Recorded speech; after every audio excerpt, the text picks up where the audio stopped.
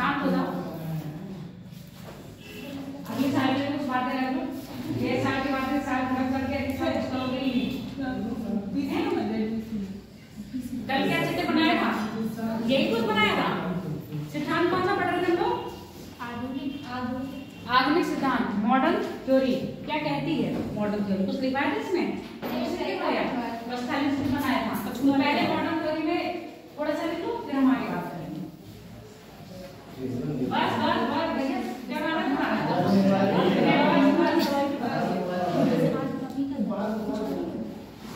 अभी लिखो। आधुनिक सिद्धांत, जलवायु का आधुनिक सिद्धांत प्रायः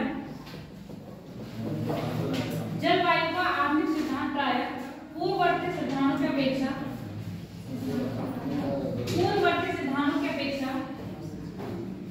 आधुनिक सिद्धांत प्रायः पूर्ववर्ती सिद्धांतों की अपेक्षा प्रायः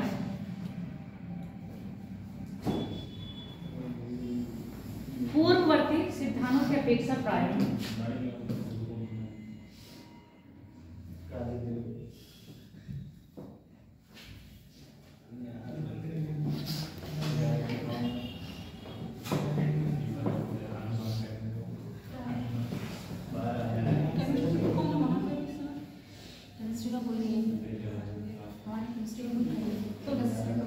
जलवायु की भारतीय जलवायु की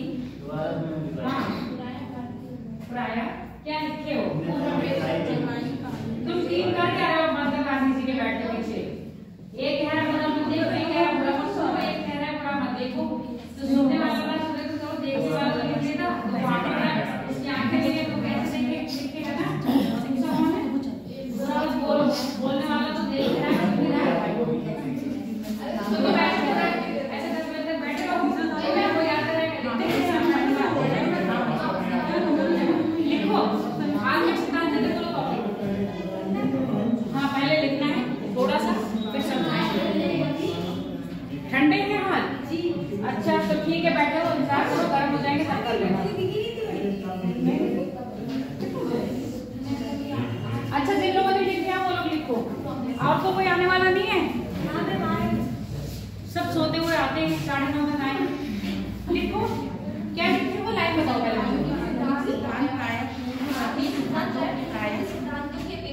अपेक्षा भारतीय जलवायु की सटीक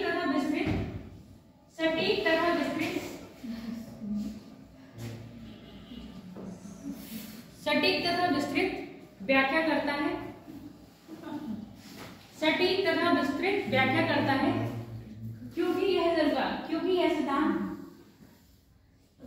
सिद्धांत पवन संचरण, वायु दाब, जेट धारा, पवन सिद्धांत क्योंकि यह सिद्धांत वायु दाब, क्या क्या बोलते थे हम? पवन संचरण, वायु दाब, जेट धारा तथा पश्चिमी विक्षोभ एल नीनो ला नीनो आदि की व्याख्या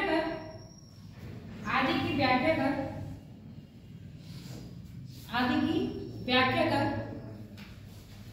भारत की जलवायु पर इनके प्रभाव को व्याख्या कर भारत की जलवायु पर इनके प्रभावों का वर्णन करने में सक्षम है।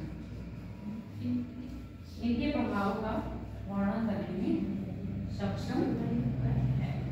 अब तुमने कल एक चीज बनाया था, ये वाला बनाया था, काला काला वाला बनाया था, और एक और बनाया था।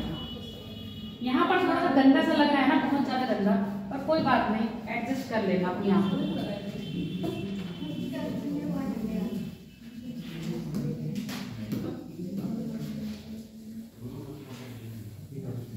बताओ कल तेज कह रहा है कि मैम आपकी क्लास में कहा तेज का मैसेज आया कि मैम आपकी क्लास है क्या? आज सुबह 8 बजे आया होगा और मैं सुबह सुबह फोन देखती नहीं हूँ, इतना टाइम ही नहीं मिलता है। मेरी तरह नहीं है हम यहाँ आ जाते हैं तुरंत। अब घर जाके हमने फोन देखा, फिर हमने मैसेज करा, हो गई मेरी क्लास। तो कह रहे हैं मैडम बहुत जल्दी बता दिया आपने। मैंने तुमने बहुत जल्दी ही पूछा, पता है सुबह सुबह नॉर्मली नहीं, अगर ऐसे कोई क्वारी हो कुछ पूछना होता है तो रात में मैसेज कर दिया करो। रात में हमारा ये है कि पूरा मैसेज देख जाकर रिप्लाई करके सो लेते हैं। कॉल का भरोसा नहीं रहता है मेरा, सच में मतलब मेरा फोन साइलेंट पे रहता है। आज से नहीं, 2016 से मेरा फोन साइलेंट पे पड़ा है और अभी तक साइलेंट पे, पता नहीं वो कब बोलेगा, साइलेंट पे रहता है। तो उसके पास होती हूँ मैं तो उठा लेती हूँ। मिस कॉल देखते तो करोगे? हाँ, मिस कॉल देखते तो मैं कर लेती हूँ। वो भी वो मैंने ही अपने आप से घुमा कर रखा है। देर में समझ में आता है। नहीं, क्या थी ना 2014 से साइलेंट 16 से। अच्छा।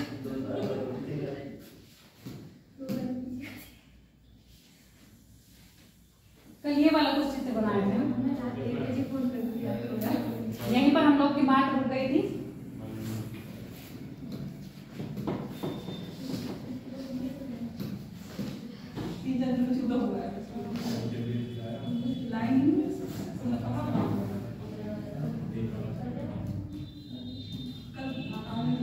ये क्या हो गया भाई?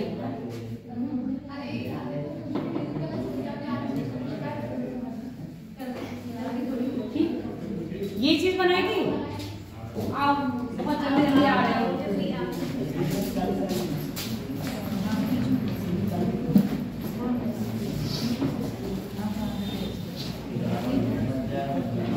ये हमारी पृथ्वी है ना? ये हमारी कौन सी पट बताई थी? वायुमंडल की। सबसे पहली पट कौन सी थी वायुमंडल की? सौरमंडल, जिसको ट्रोपोस्फीयर बोलते हैं।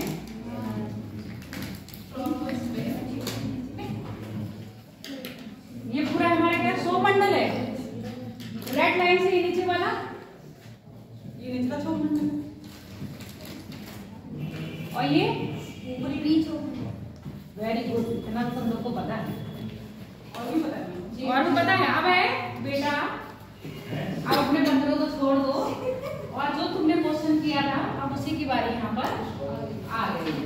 तो अब समझ लो, नहीं समझ पाओगे तो नहीं समझ में आएगा। ये चीज दिमाग में याद रखना, हमने निचला सौरमंडल लिखा है और ऊपरी सौरमंडल लिखा है। पहले ये मुझे बताओ, सौरमंडल की सबसे ज्यादा ऊंचाई कहाँ होती है, सबसे कम ऊंचाई कहाँ होती है? हाँ बताओ सर। वायुमंडल की बात कर रहे हैं।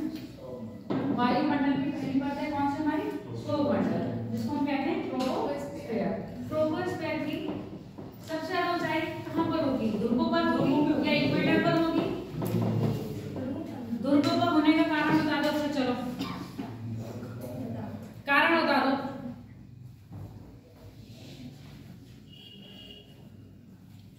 और इसकी औसतन ऊंचाई क्या होती है वो बता दो। सब पढ़े हुए हो और होंगे बन के ऐसे बैठे हो, कुछ नहीं पता है। छोटे से बच्चे से भी पूछा जाएगा ना, वो भी इतना बता देगा।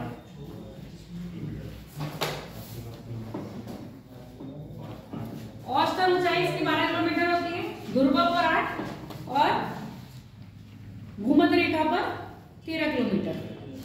समझ में आ गया? सौरमंडल की सर्वाधिक ऊंचाई इक्वेटर पे पाई जाती है। इक्वेटर पे पानी पर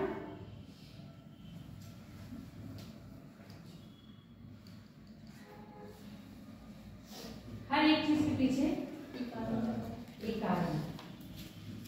बताओ, इक्वेटर पे सूर्य का प्रकाश लंबवत पड़ता है। जब सूर्य का प्रकाश लंबवत पड़ेगा वहां तापमान अधिक होगा। अधिक तापमान होने के कारण गैसें हल्की होकर ऊपर की ओर उठने लगती हैं। जबकि इसके विपरीत ध्रुवों पर सूर्य का तापमान, सूर्य का ताप फिर सा पहुंचता है, बहुत कम मात्रा में पहुंचता है, जिस कारण वहां का निचला वायुमंडल क्या रहता है? ठंडा रहता है। और जब वायु ठंडी होगी तो भारी होके नीचे की ओर बैठेगी। समझ में आ गया? यही कारण है कि सौरमंडल की ध्रुवों, आपके इक्वेटर पर ऊंचाई अधिक और ध्रुवों की ऊंचाई कम पाई जाती है। क्योंकि हम किसी भी मंडल का क्या कर रहे हैं? पार्ट से मतलब पार्ट में डिवाइड कर रहे हैं ना, परतें बनाई हैं, तो गैसों की सघनता और गैसों की मात्रा के आधार पर बनाई गई है। समझ में आया कि नहीं ये चीज? तो आपके सौरमंडल में हम निचला सौरमंडल और ऊपरी सौरमंडल लिख दिए। समझ में आ गया? अब हम इस पर आने से पहले कहाँ जाएंगे? इस पर आएंगे। यही बात तो कर रहे थे। क्या बात करी थी तुमने? भारत की जलवायु या भारत में कितनी ऋतुएं होती है पहले ये मुझे बताओ। शीत और ग्रीष्म। भारत की ऋतुएं, अच्छा ऋतुएं,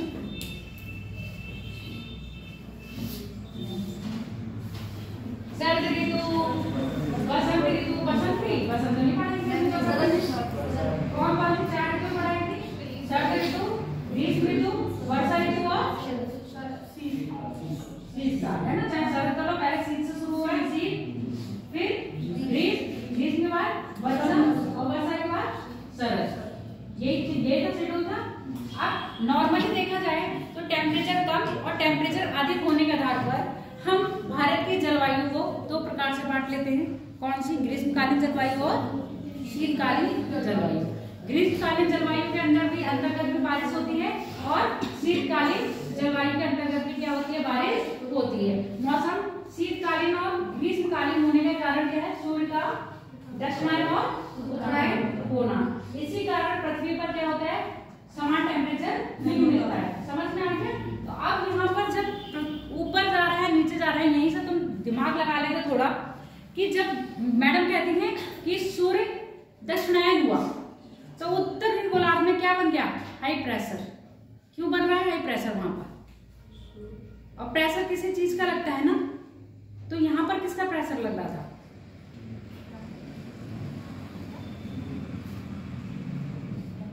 यहाँ हम प्रेशर की बात कर रहे हैं, किसका है? High pressure, low pressure.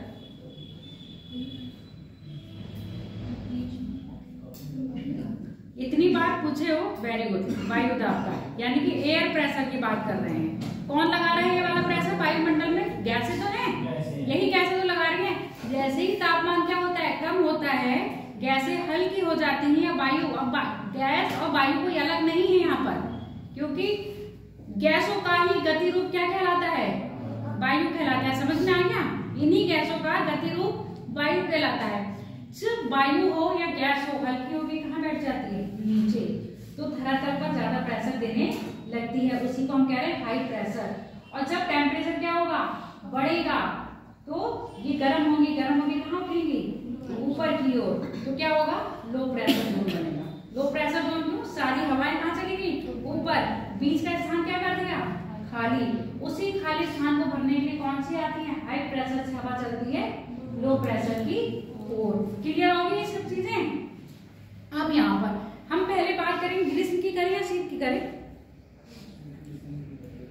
चलो, अभी हमारी सर्दियां चल रही हैं, तो हम सर्दियों की बात करेंगे, हम गर्मियों की बात अभी नहीं करेंगे। अब ये जो हमने स्ट्रक्चर बनाया है, ये हमने एक्चुअली में क्या बनाया? आपका शीतकाल का ही बनाया हुआ है। शीतकाल में क्या होता है? जब सूर्य क्या करता है? दक्षिणायन। इक्वेटर बना दे।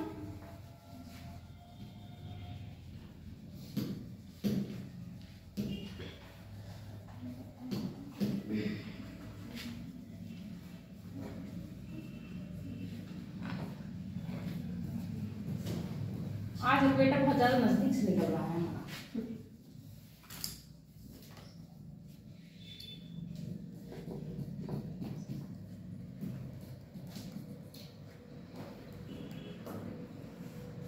जब सूर्य दक्षिणायन करता है, ठीक है, तो कहीं दूर भूमध्य सागर में क्या बनते हैं? विपरीत वायु राशियां आकर मिलती हैं। ठीक है, जब ये विपरीत वायु राशियां आके मिलती हैं तो क्या बनाते हैं? वातावरण। और यही जब वातावरण बनेंगे तो आपके क्या आते हैं? वातावरण युक्त चक्रवात, जिसको हम कहते हैं बतापी चक्रवात। जब ये बतापी चक्रवात आते हैं कहाँ पर? भूमध्य सागर में। और ये जो ब्लैक ब्लैक दिखाया है ना, ये आपकी क्या है? पढ़ो, कल क्या लिखवाया था?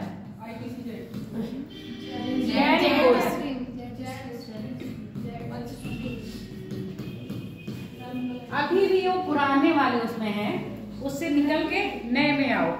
ITC जेड से निकल के कहाँ पर आना है? हमें जेड स्ट्रीम में आना है। तो अब हमारी ये क्या है? जेड स्ट्रीम है। ये क्या चल रही है? हमेशा चल रही है। कब चलती है ये? हमेशा चल रही है। अभी तुम इसको भूल जाओ, इसको याद रखो। ये जेड स्ट्रीम हमेशा चल रही है। और कहाँ पर चलती है? क्षोभ मंडल के, यानी कि निचला क्षोभ मंडल पे नहीं चलती है। कहाँ चलती है? ऊपरी क्षोभ मंडल पे चलती है। जब ये ऊपरी क्षोभ मंडल पे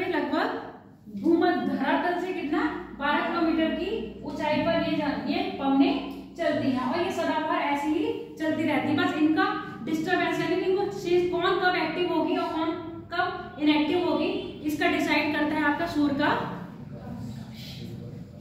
उत्तर होना या सूर्य का सॉरी दक्षिण होना या उत्तर होना। इस समय सूर्य क्या हो गया, दक्षिण हो गया है ना। यहाँ पर टेम्परेचर क्या हो गया, कम हो गया। प्रेशर कैसा होगा, हाई प्रेशर है। ठीक है, वेरी गुड, इतना तुम्हें याद है। इस समय यहाँ पर हाई प्रेशर है और ये गोल गोल क्या बनाया है हमने, तिब्बत का पठार। यहाँ भी क्या है, हाई प्रेशर है, जबकि इसके नीचे क्या है, लो प्रेशर है। वेरी गुड, इसके नीचे लो प्रेशर है। जैसे ही जेट धारा क्या आती है, यहाँ पर आपका एक पड़ता है पामेर की गांठ, पामेर की गांठ, और इधर पामेर की गांठ से पड़ता है आपका हिमालय। हिमालय को थोड़ा सा ऊपर बना लेना, ये रहा हिमालय। हिमालय के उत्तर में तिब्बत का पठार। जैसे ही जेट धारा कहाँ पर आती है, पामेर की गांठ के पास आती है, दो शाखाओं में बढ़ जाती है। पहली शाखा जो हम भारत में एंटर करवाए हैं, दूसरी शाखा वो जो हम कहाँ निकालते हैं, तिब्बत के पठार के ऊपर से निकालते हैं। जब ये शाखा यानी कि जेट स्ट्रीम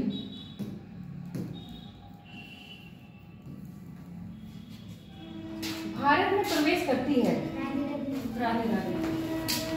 जब ये जेट स्ट्रीम भारत में प्रवेश करती है, तभी वो आपके शीतोष्ण चक्रवात होते हैं, उन चक्रवातों को गति और दे देती है। इतनी गति देती है कि ये सागर छोड़ के कहाँ जाते हैं, स्थल तक आते हैं, और इनका प्रभाव हमें दिखता है धरातल यानी कि भारत के उत्तरी क्षेत्र में। जो अब आप देख रहे हो बारिश होना, ये बारिश होने का कारण क्या है, आपका जेट धारा कारण है, और मेनली कारण होता है पश्चिमी विक्षोभ। पश्चिमी विक्षोभ क्यों कह रहे हैं, क्योंकि कहीं पश्चिम में जाके क्या हुआ, कहीं शीतोष्ण शीत क्या बने, चक्रवात बने।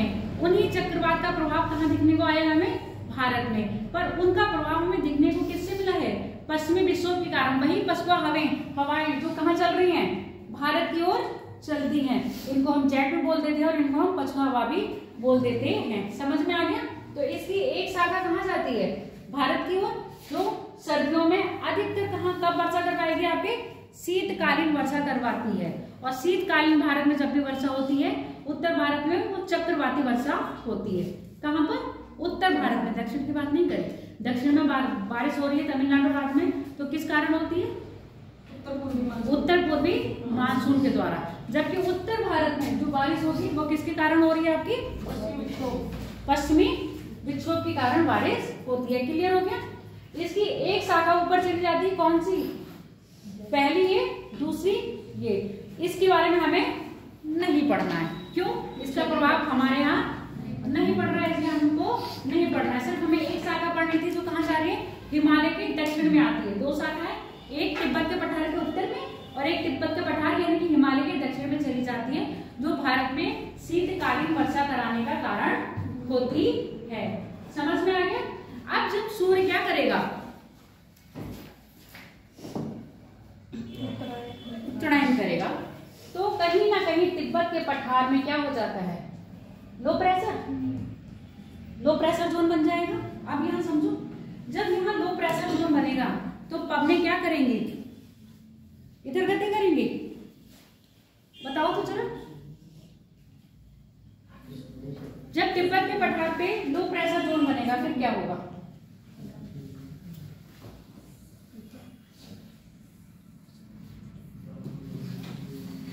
जब सूर्य क्या करता है, समझो अच्छे ध्यान से।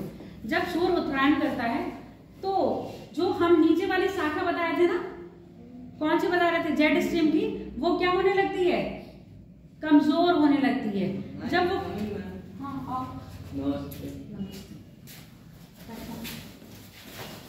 खोल लो बहन, तभी हम कहते हैं जल्दी आ जाए। तो एक साथ क्लास आते हैं ना तो ठीक रहता है, बीच में तो फ्लोर हो जाता है तो मजा नहीं आता।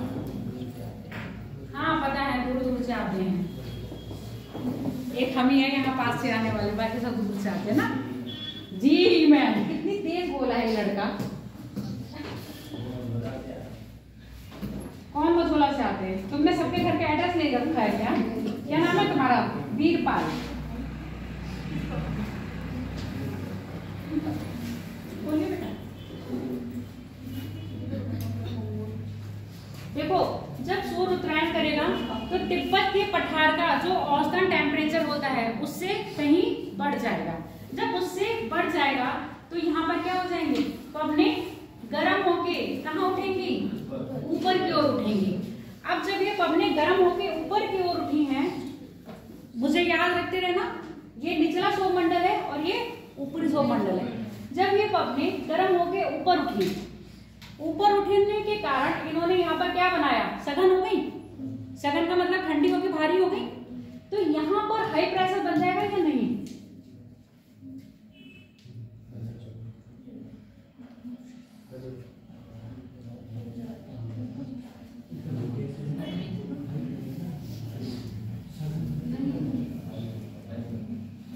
मैं तिब्बत के पठार की बात नहीं कर रही हूँ, ऊपरी सौरमंडल की बात कर रही हूँ।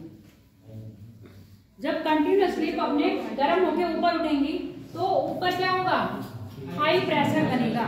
जब ये हाई प्रेशर बनेगा तो ये हवाएं भी कहीं ना कहीं भागने की कोशिश करेंगी। ये हवाएं भागती हैं आपके मेडागास्कर के पास। यहां जब लो प्रेशर बना, लो प्रेशर होने के कारण हवाएं कहाँ उठी, ऊपर की ओर उठी। ऊपर की ओर उठने के कारण जो सौरमंडल का ऊपरी सौरमंडल था उसमें क्या हो गया, हाई प्रेशर जोन कन्वर्ट हो गया। वहां पर वायु का दाब बहुत ज्यादा बन गया। अभी धरातल पे बात नहीं करी, ऊपरी सौरमंडल पे बात करी।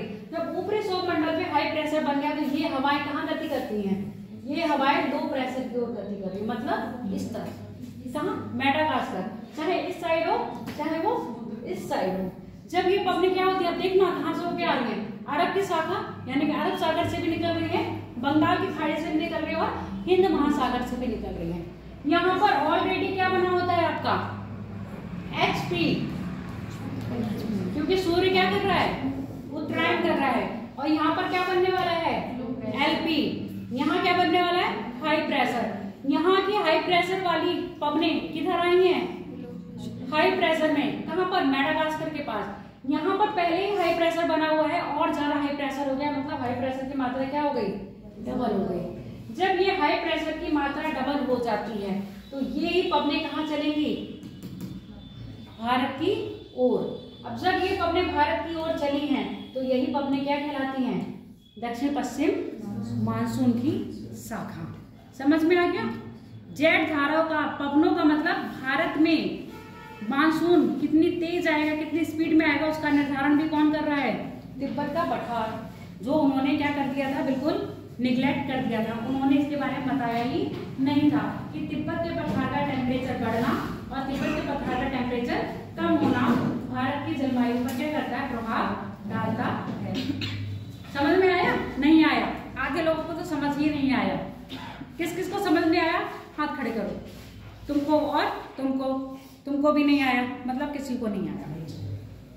लड़कों में कोई मोटी बुद्धि,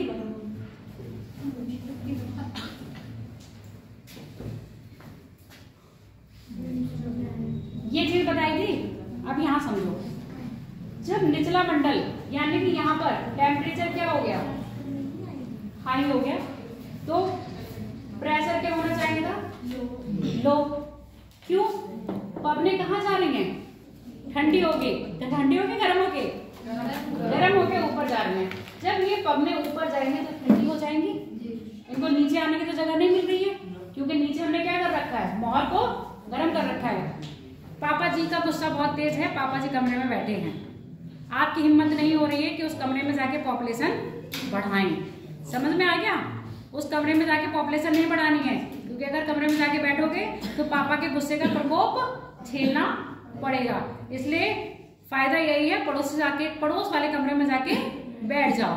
मम्मी से न्यूज लेते रहना कि पापा का गुस्सा खत्म हुआ है कि नहीं हुआ है। जब पापा का गुस्सा खत्म हो जाएगा तभी आप उस कमरे में क्या बढ़ाओगे, पॉपुलेशन, है ना, तभी उस कमरे में आके बैठोगे, हे वो करोगे। यही बात यहाँ पर है। यहाँ पर टेम्परेचर क्या हो गया है, बहुत ज्यादा हो गया है, यानी कि पापा का गुस्सा तेज हो गया है। अब जो गैस हैं उनकी इतनी हिम्मत नहीं है इस कमरे में आके रुक जाएं, तो क्या करेंगे, ऐसे कमरे में जाएंगी जहां पर माहौल क्या होगा, ठंडा होगा। तो वो कौन सा माहौल है, वो सौरमंडल का ऊपरी परत। तो ऊपरी परत में सारी गैसें क्या हो जाती हैं, इकट्ठी हो जाती हैं। अब पापा का गुस्सा है, ना पापा के पास मम्मी बैठ रही है, ना छोटा भाई बैठ रहा है, ना बहन बैठ रही, कोई भी नहीं बैठ रहा है। रिश्तेदार भी आए हैं, तो मतलब जो डरते हैं पापा से, चाचा लोग, वो भी क्या हो गए, एक कमरे में आके बैठ गए। अब तुम देखो, एक कमरे में पापा अकेले और एक कमरे में तुम सब, तो यहाँ पर भी तो यही है, ये कमरा बिल्कुल खाली है, इसमें कोई नहीं है निचले मंडल में। क्यों? टेम्परेचर यहाँ पर हाई है और लो प्रेशर का जोन बना हुआ है। यहाँ पर क्या है? पवनें, बहुत सारी पवनें यहाँ पर इकट्ठी होती जा रही है। जो पवन यहाँ आ रही है गर्म होकर कहाँ बैठ जा रही है? पापा का गुस्सा झेल के ऊपर शांत दूसरे कमरे में चले जा रहा है। क्या हुआ पापा को? है हमारे तो हमारी एकदम डांट पड़ गई, हमें तो कुछ नहीं किया। सेम बात ये है, यहाँ पर भी आके बैठ गए। अब यहाँ पर एकदम भीड़ होगी ना, यहाँ भीड़ हो गई तो यहाँ पर गैसों का क्या बन गया?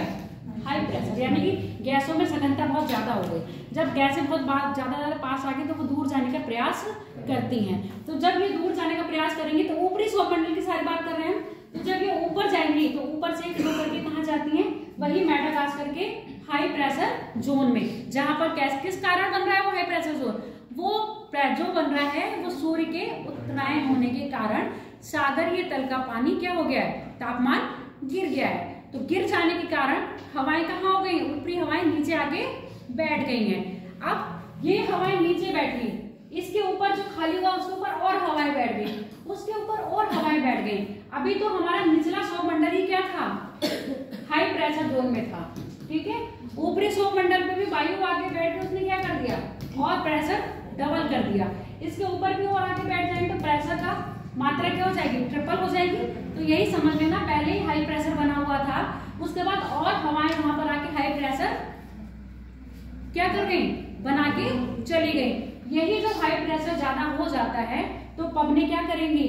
बहुत तेजी से गति करेंगी। और ये पवनें कैसे जाती हैं? सागरों से होती हुई आती हैं, इसलिए इनको क्या बोल देते हैं हम? दक्षिण पश्चिमी मानसून। पहली चीज समझ में आई या नहीं? इतनी चीज पहले लिख लो, फिर इसके बाद आगे बताएंगे। जैसे जो हवाएं हैं वो वैसे तो हाई प्रेशर से लो प्रेशर में चलती है, तो वो हाई प्रेशर से हाई प्रेशर की तरफ, ये हाई प्रेशर से हाई प्रेशर की ओर नहीं चल रही है। तुम बस इसको ऐसे मानो, कोई भी प्रकृति का नियम है, कोई भी चीज होगी खाली जगह उसको भरने का प्रयास करेगी। अब यहाँ पर निचला सौरमंडल में क्या हुआ? लो टेम्परेचर लो होने के कारण निचले मंडल गैस जो थी वो सारी कहाँ बैठ गई? निचले सौरमंडल बैठ गई। तो ऊपरी सौरमंडल क्या हो गया? खाली हो गया। इस ऊपरी सौरमंडल को भरने के लिए क्या आई है? पवनें आई हैं। बस अपने दिमाग में ये चीज याद रखना और कुछ याद मत करना। सौरमंडल, निचला सौरमंडल क्या था? हवाओं से फुल हो गया। ऊपरी सौरमंडल क्या हो गया? खाली हो गया। तो उसको ये भरने के लिए क्या आ गई? हवाएं और आ गई। जब उसके ऊपर भी हवाएं आ गई तो प्रेशर क्या लगने लगा? और ज्यादा लगने लगा। समझ में आ गया? तुम्हारे ऊपर अभी एक ईटा रखी है, फिर हम 2 ईटा रखते हैं, फिर 3 ईटे रखते हैं, 4 ईटे रखते हैं, ऐसे करते करते ईटों की संख्या बढ़ा दे तो तुम्हारी गर्दन क्या हो जाएगी? दब जाएगी ना। ऐसे कारण यहाँ हो रहा है। तो तुम गुस्से में आके वो ईटे फेंकने लगोगी। यही चीज यहाँ पर हुई। लिखो, कुछ लिखवाएं इसके आगे? नहीं। मेडागास्कर के पास ही क्यों आई? मेडागास्कर के पास ही ऐसी वो बनती, पूरा मेडागास्कर के पास नहीं, पूरे ही हिंद महासागर में ही फैली है। और मेडागास्कर वो क्षेत्र है जहाँ पहले ही हाई प्रेशर जोन बना हुआ था। लिखो, पहले लिखो जेट था, यहीं पे लिखो जेट स्ट्रीम। क्या इतना ही रहेगा? अब भैया ये सिद्धांत तुम्हारा चल रहा है, हाँ नहीं, अगला हेडिंग डालो जेट स्ट्रीम। पहले हम जेट स्ट्रीम की व्याख्या कर रहे हैं, उसके बाद तुम्हें बताएंगे जेट धारा प्रायः ऊपरी वायुमंडल में, ऊपरी वायुमंडल का मतलब सौरमंडल ही समझिएगा। यहाँ पर ऊपरी वायुमंडल में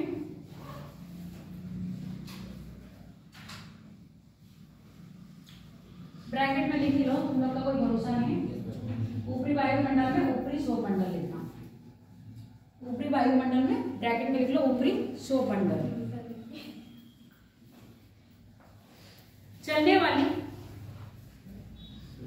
वाली एक धारा है जो धरातल से 12 किलोमीटर की ऊंचाई पर, जो धरातल से 12 किलोमीटर की ऊंचाई पर,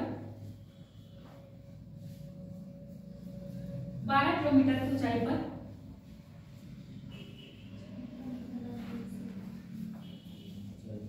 हमेशा प्रवाहित होती है, हमेशा प्रवाहित होती है।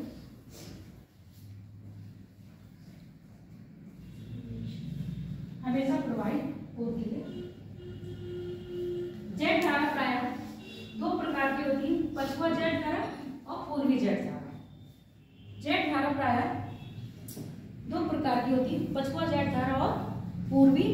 जेट धारा। भारत की जलवायु में ये दोनों ही धाराएं, भारत की जलवायु में ये दोनों ही धारा अपनी भूमिका अदा करती हैं। भारत के जलवायु में ये दोनों ही धारा अपनी भूमिका अदा करती हैं, भूमिका अदा करती हैं। पहले लिख लो पश्चिमी जेट धारा।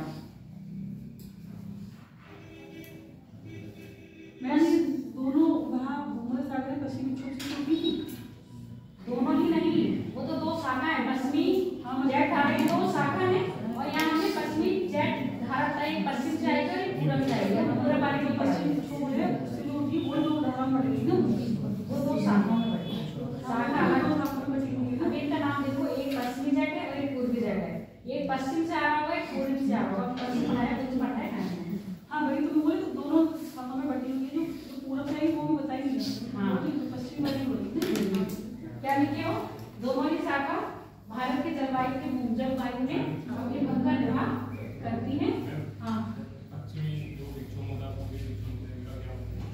पश्चिमी विक्षोभ और पूर्वी विक्षोभ। पश्चिमी विक्षोभ से तो ये विक्षोभ कुछ नहीं होता है कि पवनें होती हैं, ठीक है। जो पवन पश्चिम से आ रही है पूरब की ओर, ठीक है, उसी को क्या कहलाएगी, भारत के मानसून को क्या कहते हैं, डिस्टर्ब करते तो कहते हैं पश्चिमी डिस्टर्बेंस, ठीक है। अब जो पश्चिम से आई, यहाँ पर मौसम शांत था, बारिश होने की कोई क्या नहीं थी, कोई भी 1% उम्मीद नहीं थी। और ये पश्चिमी विक्षोभ के कारण ही क्या हो गया, बारिश हो गई। क्यों, पश्चिम में क्या चल रहे थे, तो वो चक्रवात आ रहे थे ना, बैसाखी चक्रवात बने थे। वही चक्रवात का प्रभाव कहाँ दिखाई दे रहा था, आपके भारत में। जबकि भारत में ना ही नमी है वायु में और ना ही पवनें अभी नमी लेके आ रही है, ना ही टेम्परेचर इतना ज्यादा है कि यहाँ पर बारिश हो जाए। क्या लिखो पश्चिमी विक्षोभ, सॉरी पश्चिमी जेट धारा। पश्चिमी जेट धारा, पश्चिमी जेट धारा चित्र बनाए हुए हो पहले से ही, जो अभी बनवाया था बना ले, जगह छोड़ दो चाहे बना लो। ऊपर वाला बनाना, नीचे वाला नहीं। तुम लोगों ने बना लिया था, ये लोग नहीं आएंगे, या बना लेना, आंखों में नाक की तरफ फोटो खींच लो, नहीं तो 1 मिनट दे रहे हैं, खींच लो।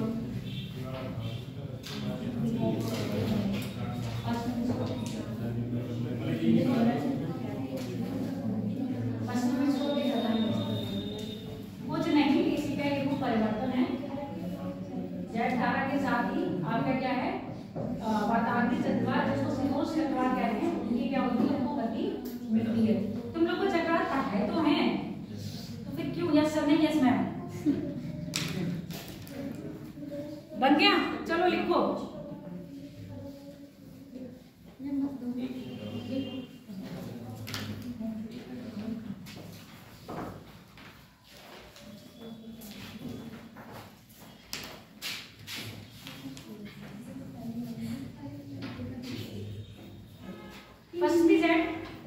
पश्चिमी जेट धारा प्रायः भारत में शीतकाल में एक्टिव होती है। शीतकाल में एक्टिव मतलब सक्रिय होती है। शीतकाल में सक्रिय होती है। सो के आएंगे, मैंने कहा 9:30 10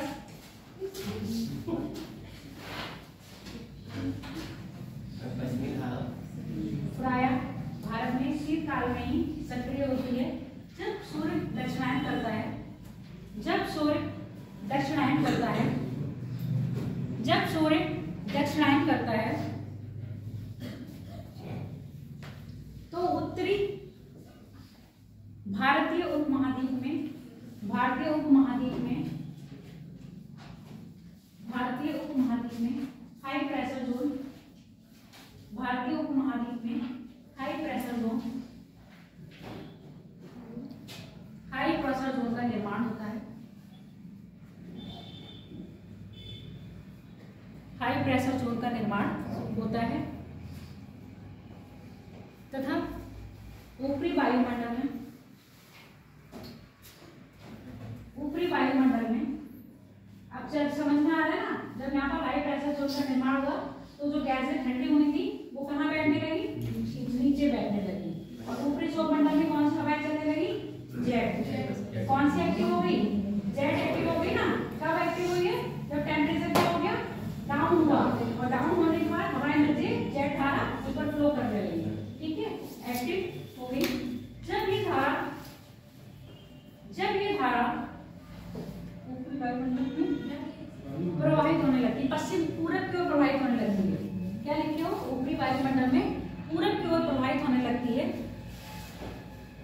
की ओर प्रवाहित होने लगती है। जब ये धारा पामेर की गांठ जब ये धारा पामेर की गांठ के पास आती है तो दो शाखाओं में विभक्त हो जाती है। जब ये धारा पामेर के समीप या पामेर के पास आती है तो दो धाराओं में विभक्त हो जाती है, दो शाखाओं में विभक्त, शाखा लिखो, दो शाखाओं में विभक्त हो जाती है। एक लिखो, पहली शाखा हिमालय के दक्षिण में, पहली शाखा हिमालय के दक्षिण में तथा दूसरी शाखा तिब्बत के पठार के उत्तर में, तथा दूसरी शाखा तिब्बत के पठार के उत्तर में, तथा दूसरी शाखा तिब्बत के पठार के उत्तर में चली जाती है।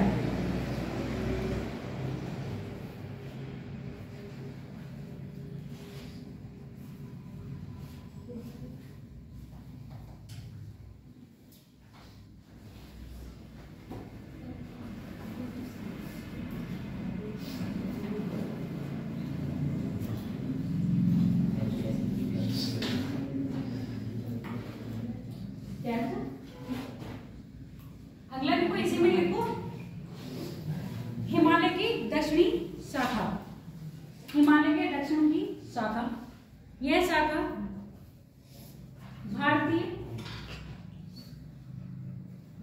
यह शाखा उत्तर भारत में,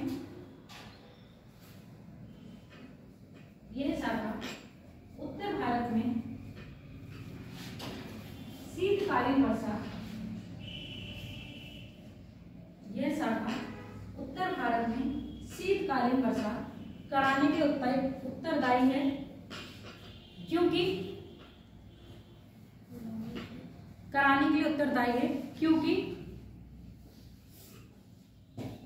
सुदूर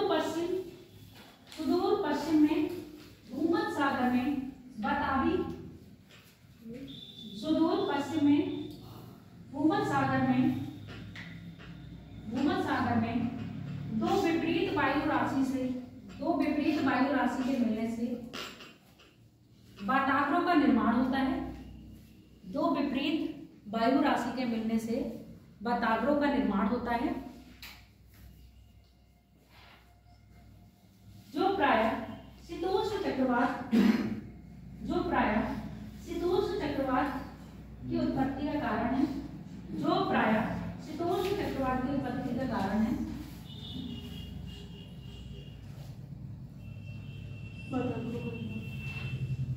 जो प्रायः शीतोष्ण चक्रवात की उत्पत्ति का कारण है। इन्हीं शीतोष्ण चक्रवात को जेट धाराएं, इन्हीं शीतोष्ण चक्रवात को जेट धाराएं गति देती हैं। देखो, जो आपके उष्णकटिबंधीय चक्रवात होंगे, अगर वो जेट धाराओं के संपर्क में आएंगे तो उनकी गति हो जाएगी। इसके विपरीत जो शीतोष्ण चक्रवात होंगे, अगर वो जेट धारा के संपर्क में आएंगे तो वो अपना प्रभाव सागर और स्थल दोनों में दिखाते हैं। तो सागर में उत्पन्न हो रहे शीतोष्ण चक्रवात प्रभाव आपको उपमहाद्वीप भारत में भी दिख रहा है, अफगानिस्तान में, ईरान, सब में होता हुआ है। ये भूमध्य सागर से शीतोष्ण चक्रवात होते हैं। Turkey, Syria, Iran, Iraq, Bharat, Pakistan, सब में क्या होता है, इसका प्रभाव दिखाई देता है। देने के कारण क्योंकि यहाँ पर ये संपर्क में आ जाता है, जेट धाराओं के संपर्क में आ जाता है। क्या लिखते हो, शीतोष्ण चक्रवातों को गति प्रदान करता है, जिसका प्रभाव सारे देश लिख लो, इतने नाम लिखे हैं हमने, याद रहेगी। जिसका प्रभाव टर्की से लेकर, ऐसे लिखो, टर्की से लेकर उत्तर भारत तक, जिसका प्रभाव टर्की से लेकर उत्तर भारत तक होता है, उत्तर भारत तक होता। समझ में आ गया? अब लिखो नहीं, पहले समझ लो। अब क्या बताया, ये चीज यहाँ पर समझ में आ गई। इतनी बात, लो प्रेशर। अब हम सूर्य को कहाँ लेके आ रहे हैं, उत्तरायण कर रहे हैं। जब सूर्य उत्तरायण होगा तो आपका जो ये वाली शाखा कमजोर हो जाएगी। और ये शाखा किसकी है? आपका पश्चिमी जेट की है ना। पश्चिमी जेट की कौन सी शाखा? हिमालय के दक्षिण की शाखा है, जो भारत में क्या करवा रही है? शीतकालीन वर्षा करवाने के लिए मुख्य कारण है। अब जब सूर्य उत्तरायण करेगा तो ये क्या हो जाएगी? विफल हो जाएगी। यानी कि सूर्य के उत्तरायण होने के साथ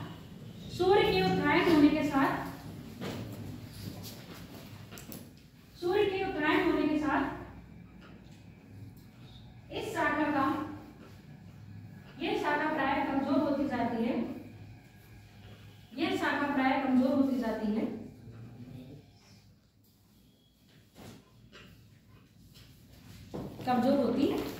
तथा इसका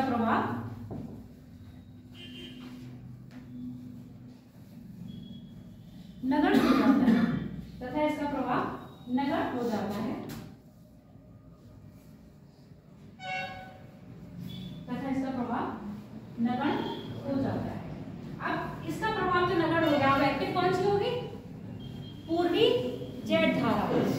आप लाइन चेंज करके लिखो। आप सुनो बेटा, जब सूर्य उत्तरायण होगा तो पूर्वी जेट धारा, पश्चिमी जेट धारा कहां से आ रही थी? पश्चिम से आ रही थी। पूर्वी जेट धारा कहां से आएगी? पूरब से आएगी। जब पूर्वी जेट धारा, इनको हम नॉर्मली क्या कहते हैं? व्यापारिक पबनी और आपकी पूर्वी जेट धारा, दोनों ही नाम से इनको जाना जाता है। जब पूर्वी जेट धारा क्या आएगी? यहाँ पर प्रवेश करेगी तो उससे भारत में क्या लाएगी? दक्षिण पश्चिमी मानसून। और यहाँ पर जब हाई प्रेशर बना है, ठीक है, ये वाला क्या बना है? हाई प्रेशर बना है। अब यहाँ पर ऑस्ट्रेलिया पर भी क्या होता है? यहाँ कौन सी जलधारा चल रही है बेटा? यहाँ कौन सी जलधारा है? जलधारा। ऑस्ट्रेलिया की कौन सी जलधारा है? ये ठंडी गर्म। और धारा का नाम बताओ मुझे।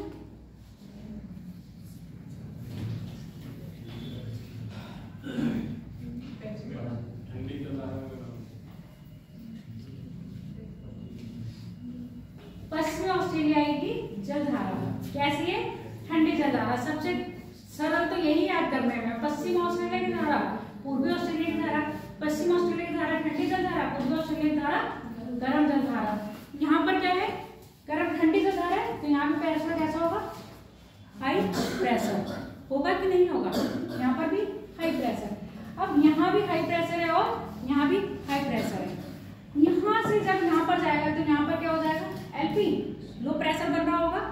जब ये ऊपर जाएगा तो हम जा रहे, जो हमारी जेट धारा कौन सी वाली है? पूर्वी जेट धारा। अभी पूर्वी पढ़ो, ये वाला नहीं पढ़ाएंगे, फिर कंफ्यूज हो गए। पूर्वी जेट धारा लिखो। पहले क्या लिखे हो ये बताओ। नगण्य हो जाता है। आप लिखो लाइन चेंज करके। सूर्य के उत्तरायण होने के साथ जहां जेट धारा, पश्चिमी जेट धारा,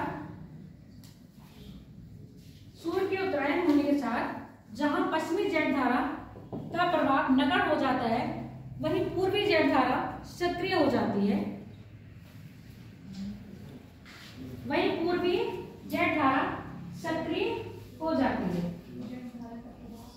नगण्य हो जाता है।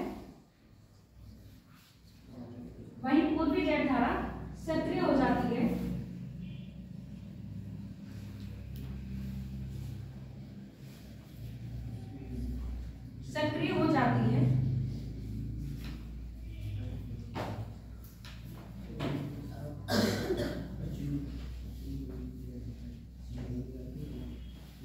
वही पूर्वी जेट धारा सक्रिय हो जाती है तथा सक्रिय होने के साथ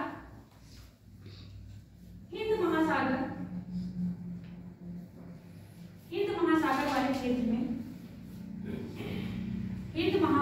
वाले क्षेत्र में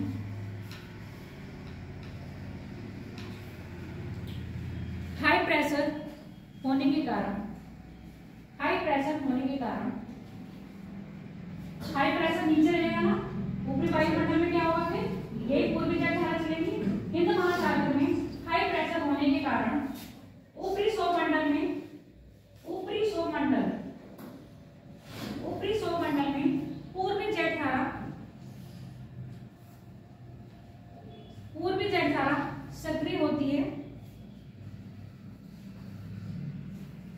पूर्वी जेट धारा सक्रिय होती है।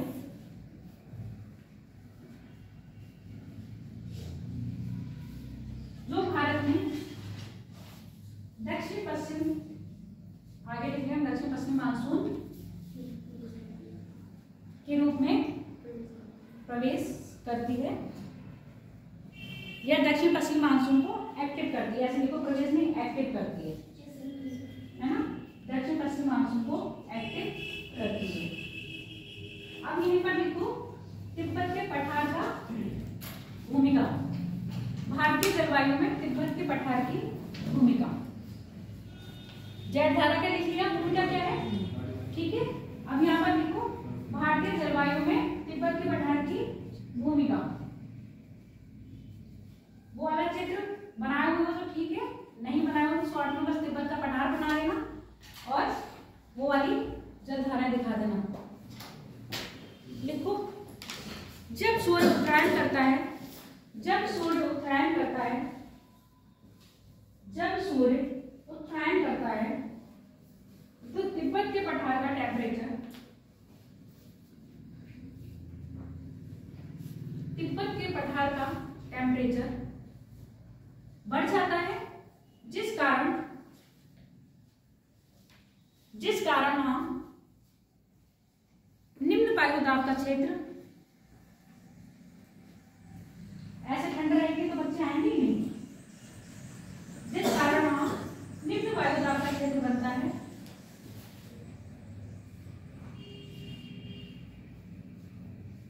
निम्न वायुदाब का क्षेत्र बनता है तथा ऊपरी वायुमंडल में वायु की सघनता अधिक होने के कारण, तथा ऊपरी वायुमंडल में वायु की सघनता अधिक होने के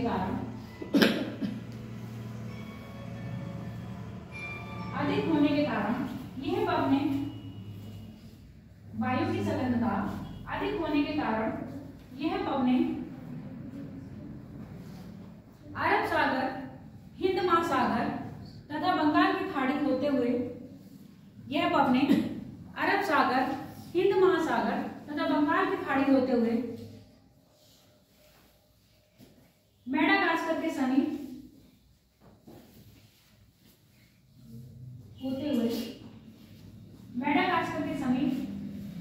बन रहे हाई प्रेशर को और भी बढ़ा देती हैं। मेडागास्कर के समीप बन रहे हाई प्रेशर को और भी बढ़ा देती हैं,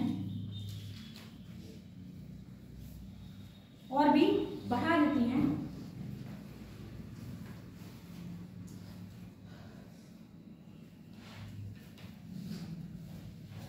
जिस कारण यहाँ पवनों में, अब देखते रहे ना, देखो अभी तुम लोगों ने यहाँ पर दाब प्रवणता शब्द नहीं सुना ना। जब यहाँ पर बहुत ज्यादा हाई प्रेशर हो जाएगा और यहाँ पर लो प्रेशर जोन बनेगा तो दाब प्रवणता क्या हो जाएगी, अधिक हो जाएगी। प्रवणता मतलब कुछ नहीं होता है, ढाल होता है, एक तरफ ज्यादा ऊंचाई और एक तरफ ज्यादा गहराई। ये क्या होगा, ढाल यहाँ ज्यादा है कि यहाँ ज्यादा है, ढाल इसमें ज्यादा है, इसमें ज्यादा है। जहां पर हाई प्रेशर ज्यादा होता जाएगा और यहाँ लो प्रेशर कम होता जाएगा, कम मतलब लो प्रेशर बढ़ता जाएगा, तो ढाल प्रवणता ज्यादा बढ़ती जाएगी। जितनी ढाल प्रवणता होगी वायु उतनी ही तेज चलेगी। तो ये क्या बोला यहाँ पर, हाई प्रेशर को क्या करती है, मेडागास्कर के समीप बन रहे हाई प्रेशर को और भी बढ़ा देती है। जिस कारण दाब प्रवणता, जिस कारण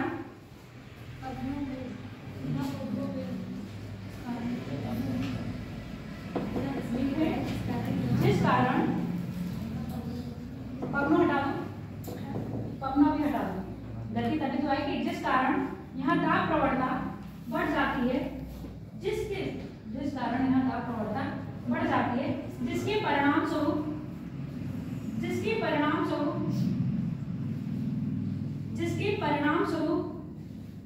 पवनें तीव्र गति से भारतीय उपमहाद्वीप की ओर गति करने लगती हैं। जहां लो प्रेशर भारतीय उपमहाद्वीप की ओर गति करने लगती हैं, जहां लो प्रेशर बना हुआ है, जहां लो प्रेशर बना हुआ है। अब पैरा चेंज करो। सूर्य के उत्तरायण होने के साथ वायुदाब पेटियां भी उत्तर की ओर शिफ्ट होती हैं। सूर्य के उत्तरायण वायुदाब पेटियां भी उत्तर की ओर शिफ्ट होती हैं, यानी कि उत्तर की ओर क्या हो जाती हैं, शिफ्ट होने को क्या कहेंगे,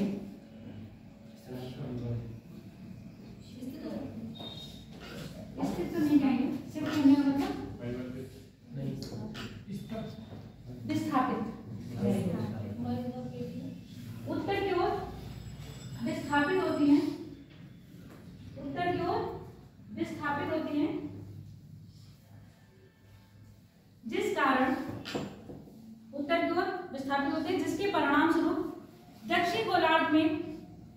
दक्षिणी गोलार्ध की व्यापारिक पवनें उत्तरी गोलार्ध में प्रवेश करती हैं, दक्षिणी गोलार्ध की व्यापारिक पवनें उत्तरी गोलार्ध में प्रवेश करती हैं तथा फेरल के नियम का अनुपालन करते हुए कैसे मुड़ती हैं, क्लॉकवाइज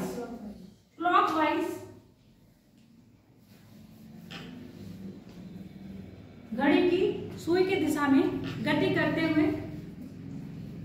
भारतीय उपमहाद्वीप में दक्षिण पश्चिम मानसून से जानी जाती है। क्लॉकवाइज गति करती हैं तथा भारतीय उपमहाद्वीप में प्रवेश करती हैं, जिनको दक्षिण पश्चिमी मानसून के रूप में जाना जाता है। समझ में आ गया? तिब्बत के पठार का रोल, Z18 का रोल और वायुदाब पेटी का रोल, मेडागास्कर का क्या रोल रहता है, ये भी समझ में आ गया। अब क्या रहेगा तुम लोगों का, एल नीनो ला नीनो।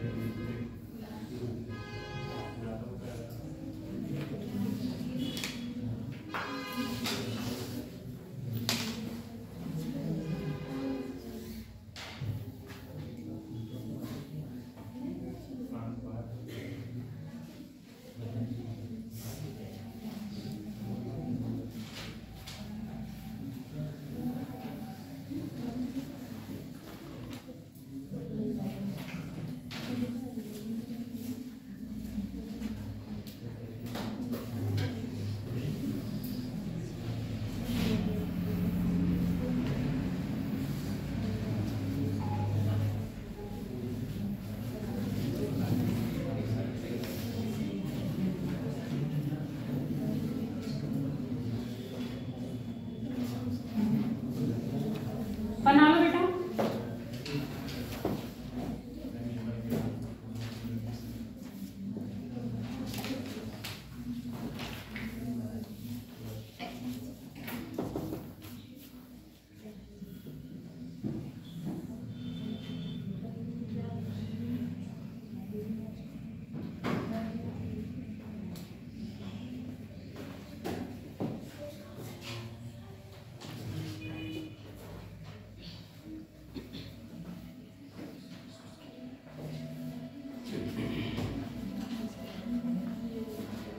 ये नॉर्थ अमेरिका कॉन्टिनेंट है, ये साउथ अमेरिका कॉन्टिनेंट है, ये आपका ऑस्ट्रेलिया है,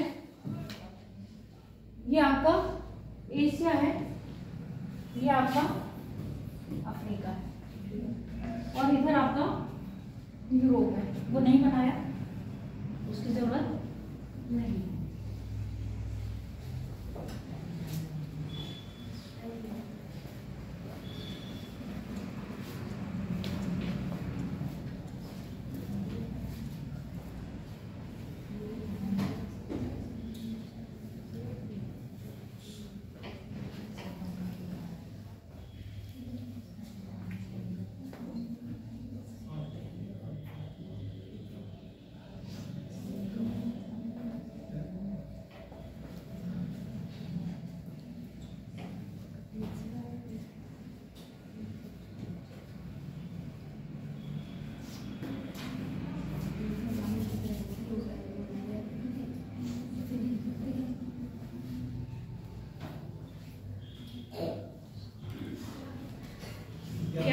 पे कर रहे हो ये।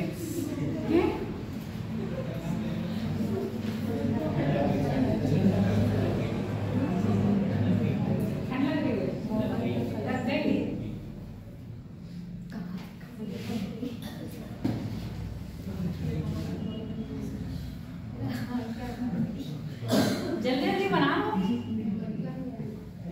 सागरों का नाम पता है या नहीं? ये कौन सा सागर है?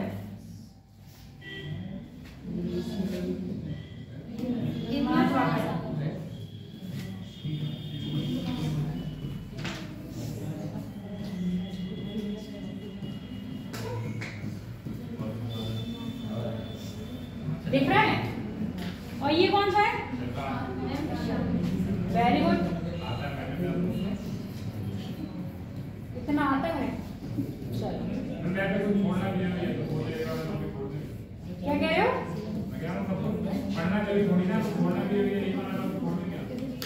ये छोड़ दो, ये छोड़ दो का मतलब ये छोटे छोटे सागर ये छोड़ दो, बाकी सब याद कर लो। नहीं ये जो आपने पढ़ाया वायु वाला ये छोड़ दोगे फिर तो पेपर निकाल दिया फिर तुमने, अगर ये छोड़ दिया तो। पूरी ज्योग्राफी इसी के इर्द गिर्द घूम रही है। खबरें कैसे चल रही है, कैसे टेम्परेचर बढ़ रहा है, वर्षा करवानी है, कहाँ ज्यादा करवानी है, ये भी इसी बात पे डिसाइड होता है। और तुम यही चीज छोड़ दोगे तो ज्योग्राफी में क्या पढ़ोगे? कभी कभी वो भी नहीं निकलता। किस्मत साथ ना दे तो चपरासी की नौकरी भी नहीं मिलती। पढ़े? ठीक है। ये देखो हमने जो चित्र बनाया है, मेन बात है आपका एल नीनो और ला नीनो के लिए बनाया है। यहाँ की जलधारा तुम्हें बता दी गई, कौन कौन सी थी? पश्चिमी ऑस्ट्रेलिया की जलधारा कैसी जलधारा है? ठंडी। पूर्वी ऑस्ट्रेलिया की जलधारा कैसी जलधारा है? गर्म। अब यहाँ बताओ ये धारा कौन सी है? मैंने कलर चेंज नहीं करा, इसका मतलब ये नहीं है ठंडी है। बताओ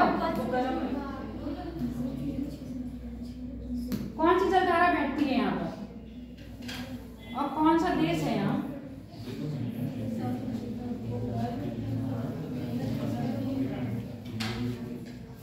कौन सी जलधारा है? पेरू की जलधारा। कैसी जलधारा है ये? ठंडी है गर्म? ठंडी जलधारा है। आप सुनते जाओ बेटा मेरी बात नॉर्मल तरीके से, बहुत सीरियसली होके, नहीं फिर कहोगे मैडम ये क्या हो गया। क्योंकि आज तुम उत्तर दक्षिण ही घूमोगे, इसके अलावा कहीं और नहीं जाना है। उत्तर दक्षिण। पेरू की जलधारा क्या है? ठंडी जलधारा है जो पेरू के तट पर बहती है। अब हम हैं यहाँ पर और हम पढ़ ले रहे हैं। क्यों? क्योंकि इसका इफेक्ट हमारे भारत की मानसून पर पड़ता है। कब मानसून मतलब वर्षा ज्यादा होगी और कब वर्षा कम होगी, ये डिसाइड करता है एल नीनो और ला नीनो की घटना। एल नीनो और ला नीनो की घटना हर साल नहीं आती, 2 से 7 साल या 5 साल के अंतराल में आती है। और जब ये घटना आती है तो भारत में सूखा पड़ेगा। क्या होगा? सूखा, यानी कि वर्षा की मात्रा कम हो जाएगी। अब इनके बनने का कारण क्या होता है? जब सूर्य दक्षिणायन करेगा, आज और समझ लो क्यों मुझे हंसी आ रही है। बहुत उत्तरायण और दक्षिणायन बहुत ज्यादा हो गया ना, भूल ना जाए टॉपिक, सर्वे में मत आ जाना। क्या नाम है तुम्हारा? अभय।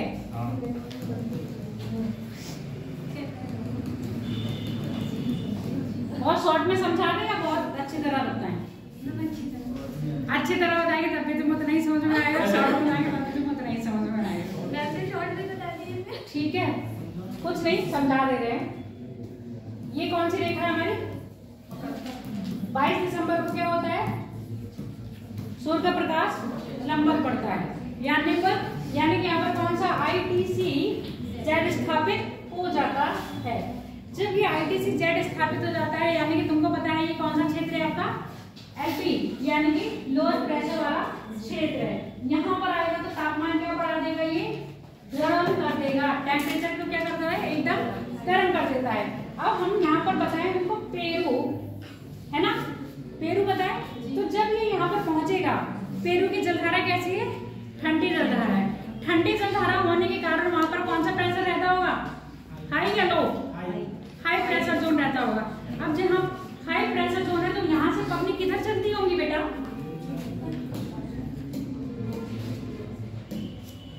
हाई प्रेशर जोन है ना, तुम लोग बोले, मैं नहीं बोली, तुम खुद बोले हो, कह रहे हो पेरू की जलधारा है, ठंडी जलधारा है, जिस कारण यहाँ पर टेम्परेचर डाउन और हाई प्रेशर जोन रहता है। हाई प्रेशर जोन रहता है तो पपनी चलती है, लो प्रेशर क्यों चल रही है कि नहीं चल रही है? और यहाँ पर ऑस्ट्रेलिया की जलधारा कैसी जलधारा है? गर्म जलधारा। यहाँ पर प्रेशर कैसा होगा? लो प्रेशर होगा ना। सीधे सीधे अब इसको तुम भूल जाओ, इसको याद करोगे तो दिक्कत हो जाएगी। सीधे हम यहाँ बात करते हैं, जो पेरू की जलधारा है कौन सा हाई प्रेशर जोन रहता है, इसका जो बबल संचरण होता है इंडोनेशिया के पास तक रहता है। कहाँ तक रहता है? इंडोनेशिया के पास तक रहता है। यहाँ पर कौन सा हाई प्रेशर जोन है, इनका कौन सा होगा? Low pressure zone. कब होगा? जब भारत सूर्य क्या कर रहा होगा? उत्तरायण कर रहा होगा ना, तब पपनी यहाँ से कहाँ तक जाएंगी? यहाँ पर जाएंगी। अब यहाँ समझो, जब सूर्य दक्षिणायन करा है तो यहाँ पर कौन सा हो गया? टेम्परेचर को क्या करा? बढ़ा दिया। यानी कि जो ठंडी जलधारा किसकी चल रही थी? पेरू की, उसके ऊपर गर्म जल राशि आ गई। गर्म जल राशि आ गई यहाँ का, यानी कि यहाँ का टेम्परेचर 10 डिग्री के आसपास तक बढ़ा देता है। जब यहाँ टेम्परेचर बढ़ गया तो यहाँ पर कौन सा हो गया? लो प्रेशर जोन हो गया। जो पपनी इधर से इधर जा रही थी, कब जा रही थी? जब भारत में मानसून आने वाला था। अब ये पपनी क्या हो गई? अपनी दिशा को परिवर्तन कर लिया। अब जो भारत की तरफ जा रही थी, वो भारत की तरफ जाना ना जाके किधर आ रही हैं? पेरू की तरफ आ रही हैं। जब वो पेरू की तरफ आएंगी तो पेरू तट पर बारिश करवाएंगी, ना कि भारत के तट पर वर्षा करवाएंगी। समझ में आ गया? एल नीनो जब होगा, एल नीनो क्या है? एक प्रकार की गर्म जलधारा है जिसका प्रभाव कहाँ देखा जाता है? पश्चिमी प्रशांत महासागर में या पूर्वी प्रशांत महासागर में? वेरी गुड, पश्चिमी प्रशांत सागर में देखा जाता है, जो पेरू के तट पर परिलक्षित होता है। जब ये जनरेट होगा, यानी जब एल नीनो बनेगा, तो जो भारत की ओर आने वाली हाई प्रेशर से लो प्रेशर की ओर आने वाली पवनें हैं, वो क्या करेंगी? अपने आप को परिवर्तित कर लेती हैं किधर? एल नीनो की तरफ, यानी कि पेरू तट पर। और पेरू तट पर जब ये जलधाराएं जल लेकर जाएंगी तो यहाँ वर्षा करवाएंगी। उस कंडीशन में भारत में क्या होगा? सूखा पड़ेगा। क्लियर हो गया या नहीं? हो गया ना? यही चित्र बनाए हो, यही लिख लो पेरू की ठंडी जलधारा। और ये वाला अगर बनाना चाहो तो ऐसे लिख लेना, मकर रेखा पर 22 दिसंबर पे क्या होता है? कर्क होता है, और यहाँ पर क्या बनता है? ITC-Z। ITC-Z बनने के कारण LP, यानी कि यहाँ पर कौन सा बन जाता है? लो प्रेशर जोन बन जाता है। यही लो प्रेशर जोन किसको जन्म देता है? एल नीनो को। एल नीनो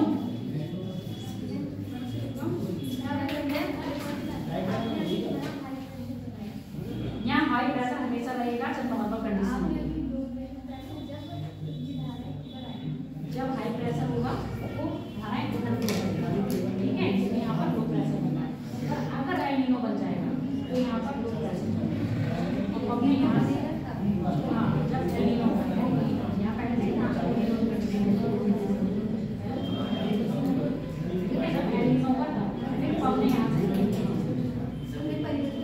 फिर परिवर्तन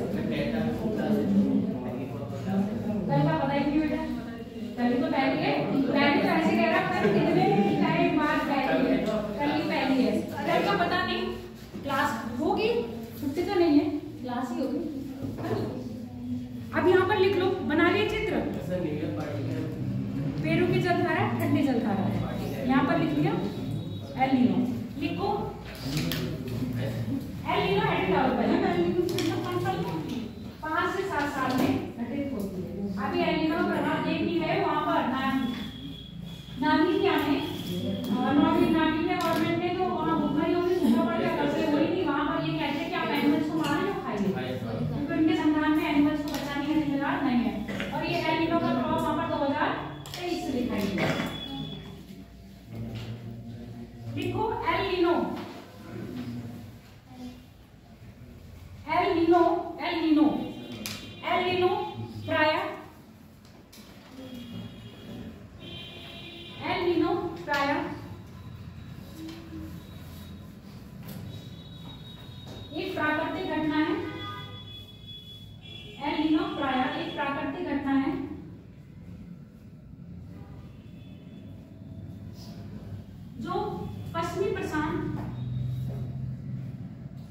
पश्चिमी प्रशांत महासागर में, पश्चिमी प्रशांत महासागर के जल का ताप बढ़ने से उत्पन्न होती है। जो पश्चिमी प्रशांत महासागर में जल का ताप बढ़ने से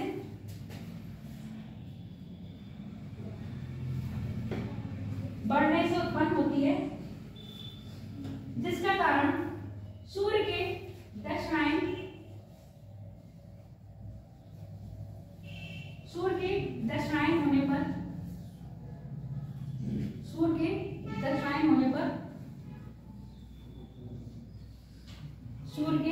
होने पर मकर रेखा पर लंबवत प्रकाश, मकर रेखा पर लंबवत प्रकाश पड़ने से मकर रेखा के दक्षिण में ITCZ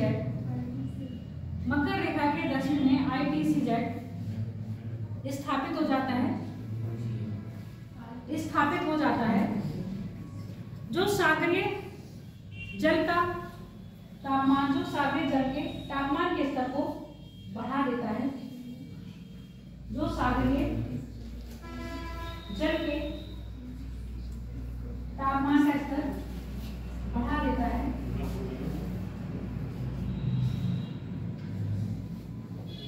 सागरीय जल के तापमान का स्तर बढ़ा देता है, जिस कारण पेरू के तट पर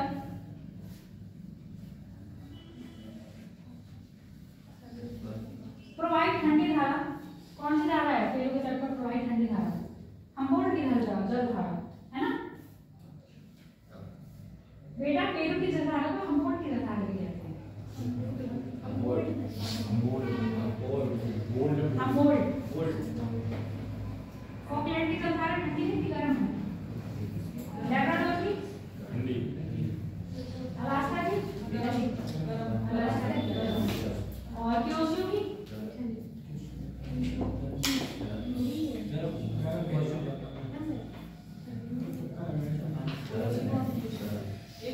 सुषमा की। हाँ, एक ठंडी और क्योसियो की ठंडी है। एक ठंडी क्योसियो की ठंडी है, क्योसियो की ठंडी है और सुषमा की गर्म जल धारा। हाँ, याद कर लेने के नाम बड़े क्योसियो और कुछ ये क्या हो पेरू की क्या हो ठंडी जल धारा का प्रभाव को, पेरू के तट पर प्रवाहित ठंडी जल धारा के प्रभाव को कम कर देती है।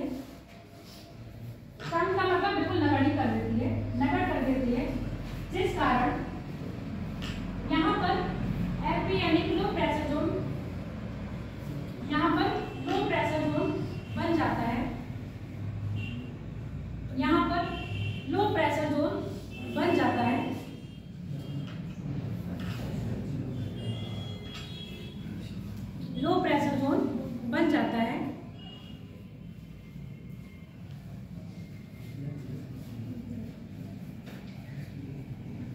जिस कारण भारतीय उपमहाद्वीप में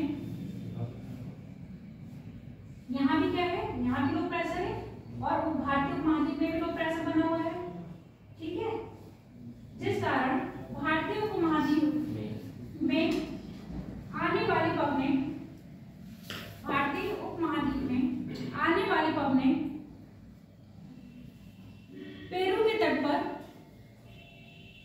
पेरू के तट की ओर प्रवाहित होती हैं। पेरू के तट की ओर प्रवाहित होती हैं। यह पवनें प्रायः सागर से होती हुई गुजरती हैं, जिस कारण इनमें नमी की मात्रा अधिक। यह पवनें प्रायः सागर से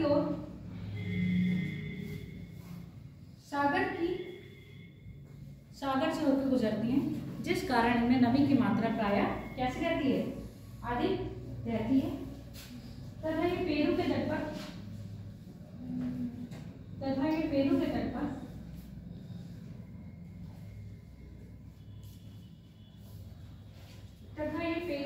आकर वर्षा करवाती हैं, इसके विपरीत वर्षा करवाती हैं, इसके विपरीत भारतीय उपमहाद्वीप में मानसून कम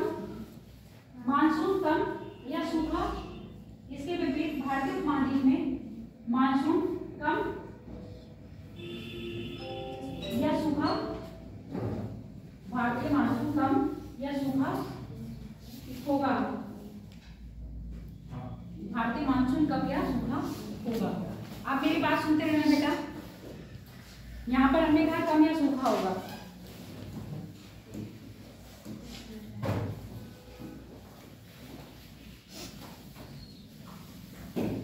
यहाँ मेडागास्कर पे भी हाई प्रेशर बन रहा था ना, हाई प्रेशर। यही मेडागास्कर का जो हाई प्रेशर होगा ये क्या करवाता है, ये बारिश करवाता है किसमें, भारत में। इसलिए भारत की मात्रा कम और या सूखा लिखवाया ना, तो कम क्यों होगी, जो पवनें कहाँ से आ रही थी, दक्षिणी गोलार्ध से प्रवेश कर रही थी, कहाँ पर, उत्तरी गोलार्ध में। अब वो पवनें दक्षिणी गोलार्ध में प्रवेश नहीं करती, जब वो दक्षिणी गोलार्ध में प्रवेश नहीं करती तो बारिश की मात्रा कैसी हो जाएगी, कम हो जाएगी। समझ में आ गया एल नीनो का प्रभाव क्या है। भारत में या तो सूखा हो जाएगा, और सूखा नहीं होगा तो भारत में मानसून की अवधि और मानसून की जो मात्रा होगी वो कम हो जाएगी। तभी तो कहते हैं इस बार मानसून बहुत अच्छी उसमें आया है, इस बार मानसून बहुत कम आया है, इस बार बारिश बहुत अधिक होगी, इस बार बारिश बहुत कम होगी। ये क्यों देखा जाता है, वायु में नमी की मात्रा और कहाँ हाई प्रेशर कितनी अधिक तरीके से बन रहा है उसको मेजर करा जाता है ना। सागर के चारों तरफ, यानी कि भारत है ना, अरब सागर, बंगाल और आपके हिंद महासागर, यहाँ जितना अच्छा क्या बना होगा हाई प्रेशर, उतनी बारिश होगी कहाँ पर, भारत में। और हाई प्रेशर जितना कम बना होगा वर्षा की मात्रा उतनी ही, क्यों, पवनों को तीव्रता देगी या पवनों की जो गति होगी वो निर्धारित कौन करता है, आपकी प्रवणता। कौन सी प्रवणता, दाब प्रवणता। प्रवणता कुछ नहीं है, एक प्रकार का ढाल है पवनों के बीच में। समझ में आ गया। एल नीनो, ला नीनो समझो, एल नीनो, ला नीनो लिखो, ला नीनो, ला नीनो। और एल नीनो में पूछा जाए तो क्या है, सिर्फ ये लिखोगे एल नीनो जलधारा है। कौन सी जलधारा है, गर्म जलधारा। और ला नीनो कैसी आपकी, ठंडी जलधारा है। यहाँ पर ये तो लिख लिया हो ना कि एल नीनो का प्रभाव प्रत्येक वर्ष नहीं बल्कि 2, 3 या 5 साल की वर्ष की अवधि में निकला जाता है। हाँ लिखो एल नीनो, एल नीनो में ये लिखो, एल नीनो का प्रभाव प्रत्येक वर्ष दिखाई न देंगे, प्रत्येक वर्ष परिलक्षित ना होकर 3 से 5 साल इसमें लिखना है, निकाल दो। एल नीनो का प्रभाव 3 से 5 साल में परिलक्षित होता है, 3 से 5 साल में परिलक्षित होता है। अगर एल नीनो नहीं रहेगा तो मानसून सामान्य रूप से भारत में आएगा। कहीं पूछा जाता है कि एल नीनो क्या होगा, एल नीनो की डेथ कब होती है, तो एल नीनो की डेथ कब होगी, जब तिब्बत के पठार पे टेम्परेचर क्या हो जाएगा, बढ़ जाएगा। अगर तिब्बत के पठार का टेम्परेचर नहीं बढ़ा तो वाली कंडीशन जो पढ़ाई थी रोल, वो चीज नहीं होगी। अब वो चीज नहीं होगी तो एल नीनो का क्या रहेगा, इफेक्ट बढ़ जाएगा ना। एल नीनो, अगर तिब्बत के पठार का रोल बढ़ गया तो एल नीनो का प्रभाव खत्म हो जाएगा। इसीलिए सारी चीजें पढ़ाई में भारतीय जलवायु में कौन कौन सी क्या क्या भूमिका निभाता है। एल नीनो लिखे, ला नीनो लिखो। ला नीनो प्रायः एल नीनो के विपरीत, प्रायः एल नीनो के विपरीत की अवस्था है, विपरीत की अवस्था है। जब ला नीनो एक्टिव होगी, जब ला नीनो एक्टिव होगी, और ला नीनो कहाँ होगा, ऑस्ट्रेलिया के तट पर, ठंडी जलधारा है ये। जब ला नीनो एक्टिव होगी तो भारत में समान या अधिक वर्षा होगी, समान या सामान्य से अधिक वर्षा होगी। और ये ला नीनो ऑस्ट्रेलिया के तट पर बहने वाली ठंडी जलधारा है। ला नीनो ऑस्ट्रेलिया के तट पर बहने वाली ठंडी जलधारा है। जिसको ये टॉपिक समझ में आ गया उसके लिए तालियां, जिसको ये टॉपिक समझ में नहीं आया उसके लिए भी डबल तालियां। और ये टॉपिक समझो ना समझो आपकी मजबूरी है ये वाला टॉपिक पढ़ना। फिनिश नहीं हुआ है, आप लिखो पश्चिमी विक्षोभ। पश्चिमी विक्षोभ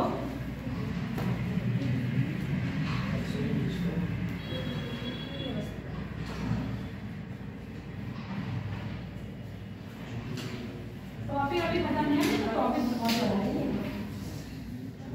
पश्चिमी विक्षोभ लिखो। भारतीय जलवायु को पश्चिमी विक्षोभ भी प्रभावित यानी कि अफेक्टेड करता है। भारतीय जलवायु में पश्चिमी विक्षोभ की भूमिका, यही हमारा पश्चिमी विक्षोभ जिसके कारण शीतकालीन वर्षा हो रही है।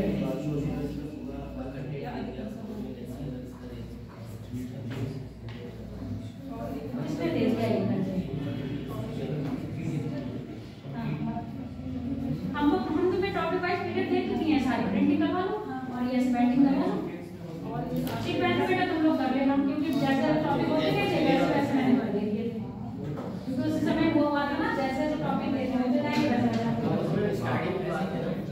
हाँ तो तुम कर लेना।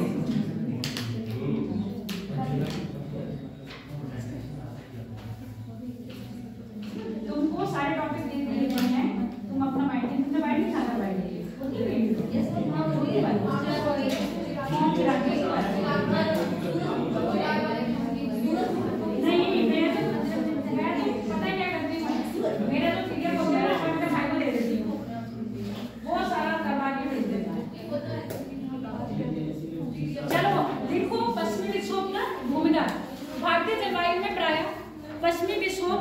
भारतीय जलवायु को प्रायः पश्चिमी विक्षोभ भी प्रभावित करता है।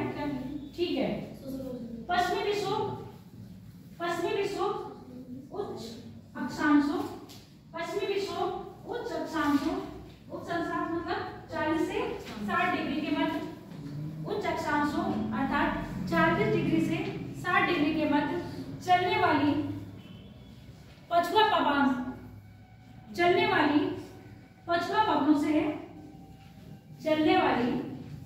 पवनों से 40 से 60 डिग्री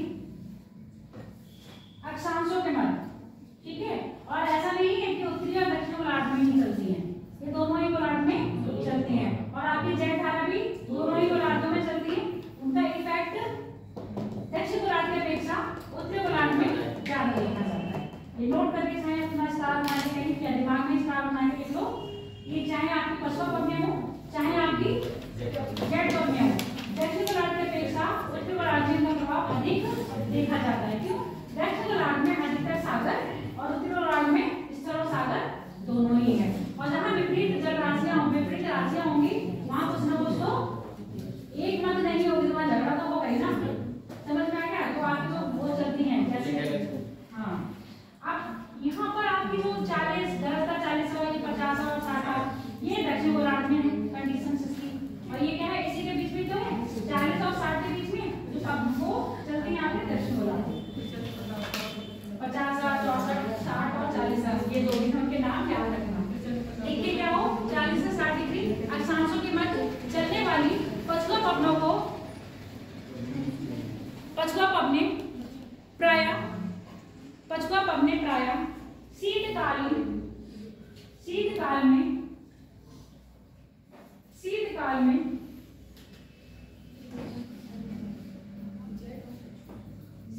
में भारतीय उपमहाद्वीप के उत्तर में या ऐसे को भारत के उत्तर पश्चिम क्षेत्र में वर्षा कराने की उत्तरदायी होती है।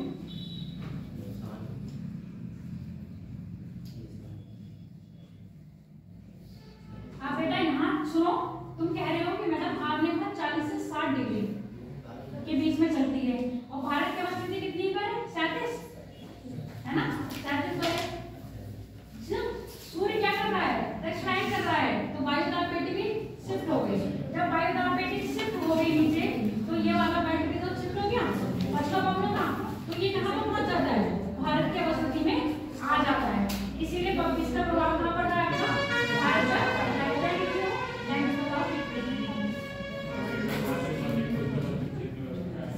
शीतकालीन वर्षा कराने के उत्तरदायी है, शीतकालीन वर्षा कराने के उत्तरदायी है, जिसका प्रमुख कारण भूमध्य सागर में उत्पन्न, जिसका प्रमुख कारण भूमध्य सागर में उत्पन्न शीतोष्ण, भूमध्य सागर में उत्पन्न शीतोष्ण चक्रवात है, भूमध्य सागर में उत्पन्न शीतोष्ण चक्रवात है,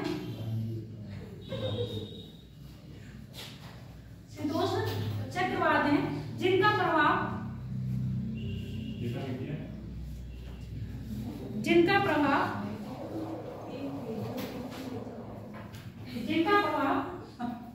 भारत के उत्तर पश्चिम इलाके में अर्थात पंजाब, उत्तर पश्चिम इलाके में अर्थात पंजाब, हरियाणा, जम्मू कश्मीर, पश्चिमी उत्तर प्रदेश, जहाँ राज्य लिख लो, तुमको ये भी नहीं पता है पश्चिम जो पूरा पाओगे तो कौन कौन से राज्य पढ़ेंगे, बस दिल्ली में लिख लेना, हरियाणा लिख लेना, पंजाब लिखना, हिमाचल को आपका जम्मू कश्मीर लिखना, ठीक। उसके बाद उत्तर प्रदेश का पश्चिमी उत्तर प्रदेश इलाकों में वर्षा करवाती है। यह वर्षा पहाड़ों में प्रायः बर्फबारी के रूप में, यह वर्षा प्रायः पहाड़ों में प्रायः बर्फबारी के रूप में, जो लोग देखने जा रहे हैं इस समय, यह वर्षा पहाड़ों में प्रायः बर्फबारी के रूप में तथा स्थल में पश्चिमी विक्षोभ के कारण भारतीय मानसून में, पश्चिमी विक्षोभ के कारण भारतीय मानसून में रात का टेम्परेचर बढ़ जाता है, हल्का सा, ऐसा नहीं कि बहुत ज्यादा बढ़ गया, मतलब जब पश्चिमी विक्षोभ आएगा ना तो गर्माहट होगी, जब टेम्परेचर बढ़ेगा तभी तो बारिश होगी, है ना। तो रात का क्या होता है, टेम्परेचर हल्का बढ़ जाता है, हल्का बढ़ता है, ज्यादा नहीं बढ़ता है। नहीं कह दो कि गर्मी तो लगती थी मैडम, अभी भी रजाई ओढ़ रहे हैं, हल्का बढ़ जाता है, जिस कारण यहाँ पर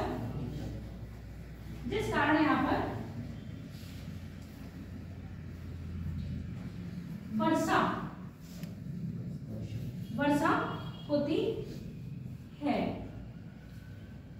ओ माय गॉड, अब लिखो, टाइम नहीं हुआ है, टॉपिक को आज हम ये खत्म करेंगे, कितना रह गया। अब लिखो, कोपेनहेगन के अनुसार भारतीय जलवायु बहुत है बेटा। अभी तो मैंने ये भी नहीं लिखा है तुम लोगों को भारत में वर्षा का वितरण, है ना, कैसे कैसे है, और मानसून पूर्व वर्षा क्या कहा जाता है, ये चीज भी तो नहीं करवाई है। मानसून पूर्व वर्षा इतनी भयंकर नहीं है, बस मानसून के आने से पहले जो अप्रैल में वर्षा दिखाई देती है, एक्चुअली उसको क्या कहा जाता है, तो उसके नाम लिखवाए चुके हैं, कौन कौन से, चेरी ब्लूम, आम्र वर्षा, ठीक है, लिखवाए ना, काल बैसाखी, लू, ये सब क्या है, वर्षा के आने से पूर्व वर्षा, तो इसको कौन कौन से नाम से कहा जानते हैं। अगला लिखो, कोपेनहेगन के अनुसार भारतीय जलवायु का वर्गीकरण, कोपन, अच्छा पेन भाई, अब जितना तुम लोग को चित्र बनवाए थे उसको दिखा दें, अगर होगा तो दिखा देंगे, क्योंकि टाइम देखो कैसे बोर हो रहे हैं लोग आज।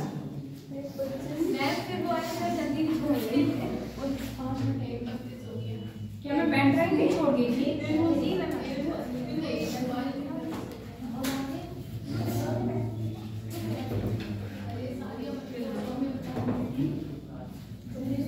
उधर प्रदीप सर आए हैं, उनसे पूछने के मैं पेन ड्राइव छोड़ गई थी, ये चला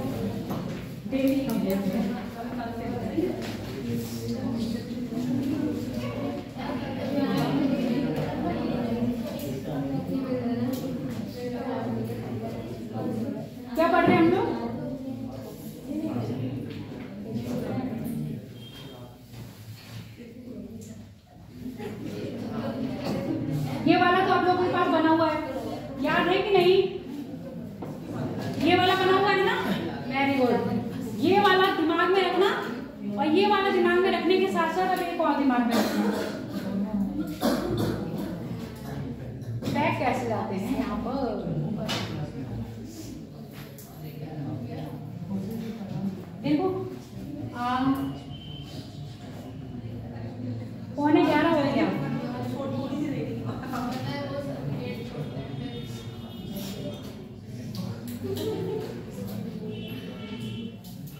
मैं वही ढूंढ रही हूँ, कहाँ चला गया। इंडियन क्लाइमेटोलॉजी ढूंढो बेटा, कहाँ पर है इंडियन क्लाइमेटोलॉजी।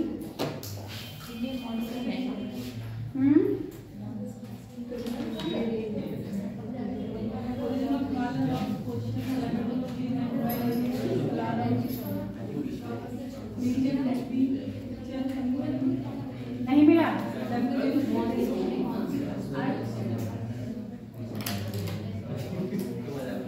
आज मिलेगा नहीं, मुझे लग रहा है तुम लोग खुश हो जाओगे, फिर मुझे देखना पड़ेगा।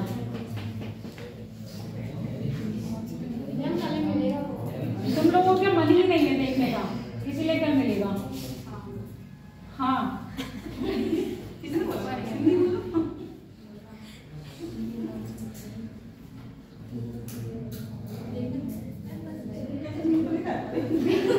कितने नालायक बच्चे हो तुम लोग।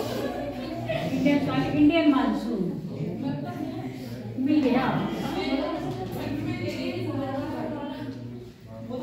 चलो ये वाला चित्र बना लो फटाक से, ये वाला चित्र बना लो। हाँ ये वाला बनाना है। और वो तुम लोग के पास लिखी हुई है तो पहले दिखाइए, है ना, जब आपकी क्लाइमेटोलॉजी पढ़ा लेते हैं कौन सी वाली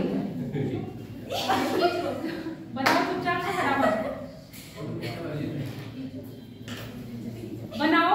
ई लिख लेना, ET लिख लेना, BWHW लिख लेना, ये याद कर लेना। ये क्या है, फोन रखो नीचे, नहीं तुम लोग के फोन जब हो जाएंगे।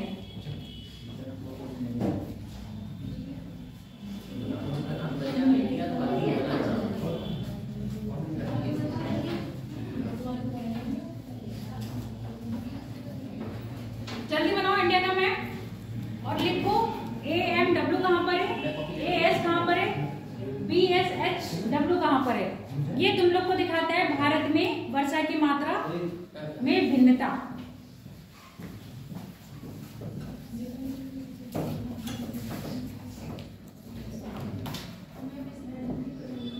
कौन सा हेडिंग है, यही हेडिंग वाला चित्र ये है बेटा, यही हेडिंग वाला चित्र है। जल्दी बनाओ। कोई नहीं, जैसा बनाना चाहे वैसा बनाओ। मैंने बाएं हाथ से बनाया, बाएं से बनाओ चाहे दाएं से बनाओ। Indian climatic region according to Copenhagen, वो देखो लिखा हुआ है ऊपर।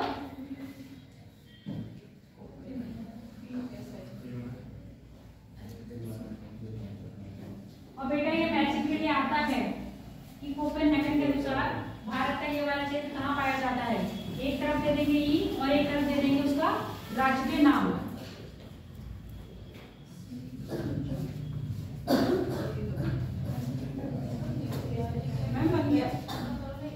ईटी क्या है, टुंड्रा प्रकार की वनस्पति। ई क्या है, टोपी युक्त जलवायु, जहाँ पर हमेशा बर्फ क्या रहती है, ढके हुए रहते हैं, हिम टोपियां पाई जाती हैं। वो क्या है आपका ईटी क्या है आपका, जहाँ पर काईनुमा पेड़ पौधे पाए जाते हैं। CWG क्या है, शीतोष्ण winter dry summer wet. Winter dry summer wet का मतलब, यहाँ W का मतलब क्या है ये बताओ मुझे। अच्छा यहाँ W का मतलब विंटर तो है ही, विंटर के आगे बताओ। विंटर तो है ही, हमने विंटर से इनकार कब किया है। हम कह रहे हैं कि W का मतलब विंटर ही है, और ये विंटर का मतलब आगे क्या है, विंटर ड्राई, यानी कि सर्दियों में वर्षा नहीं होगी तो कहाँ होगी, गर्मियों में। अब देखो उत्तर वाला ये वाला क्षेत्र है, यहाँ गर्मी में बारिश होती है कि नहीं होती है। और जी का मतलब ग्रास लैंड, यहाँ पर ग्रास पाया जाता है कि नहीं। सी का मतलब शीतोष्ण जलवायु। अब यहाँ पर ए आया, ए का मतलब ट्रॉपिकल जोन, ठीक है। ए का मतलब ट्रॉपिकल जोन, एम का मतलब मानसूनी जलवायु और डब्ल्यू का मतलब विंटर ड्राई, यानी जहाँ कब वर्षा हो रही होगी, समर में होती है कि नहीं। अब इसके ऊपर आ जाओ। ए का मतलब उष्णकटिबंधीय क्षेत्र, एस का मतलब समर ड्राई यानी कि विंटर में वर्षा हो रही होगी। समझ में आ गया। एस का मतलब समर ड्राई, तो वर्षा कब हो रही होगी, विंटर में होती है कि नहीं कोरोमंडल तट पर। इतना पढ़े हो, इतना तो याद आ गया होगा, कोरोमंडल तट पर वर्षा होती है। इसके बाद देखो अगला जो बी वाला क्षेत्र दिया है वो कोपेनहेगन ने दिया है शुष्क के लिए, जहां पर है किसमें, है ट्रॉपिकल जोन में ही। सी बी मतलब शुष्क, जहां का मरुस्थल कैसा होगा, शुष्क, भूमि कैसी होगी, शुष्क। और एस का मतलब, एस का मतलब बताओ, कैपिटल एस क्या था,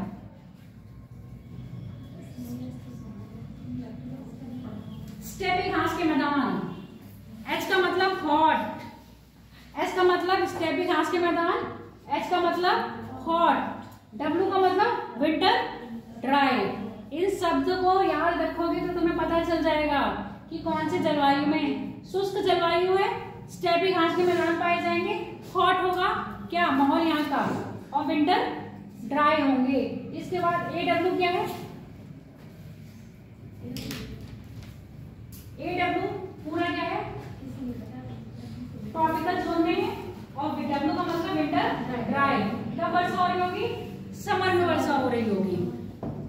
बी एस एच, बी का मतलब वही शुष्क वाला प्रदेश आ गया, एस का मतलब स्टेपी घास के मैदान, एच का मतलब हॉट, और डब्ल्यू का मतलब winter dry. B W H और क्या लिखा है, डब्ल्यू, डब्ल्यू का मतलब पूरा पूरा मरुस्थल, जहां कैपिटल एस है उसका मतलब स्टेपी घास के मैदान, जहां डब्ल्यू है उसका मतलब टोटली मरुस्थल, कोई भी घास नहीं होगी, ठीक है। आधे से ज्यादा लोगों के दिमाग के ऊपर से उड़ चुका है ये, और ये टॉपिक बहुत लोगों के ऊपर से उड़ जाता है, आप लोग इसमें कोई नए नहीं हो। बस क्या याद रखोगे, ये चीजें याद रखोगे। चलो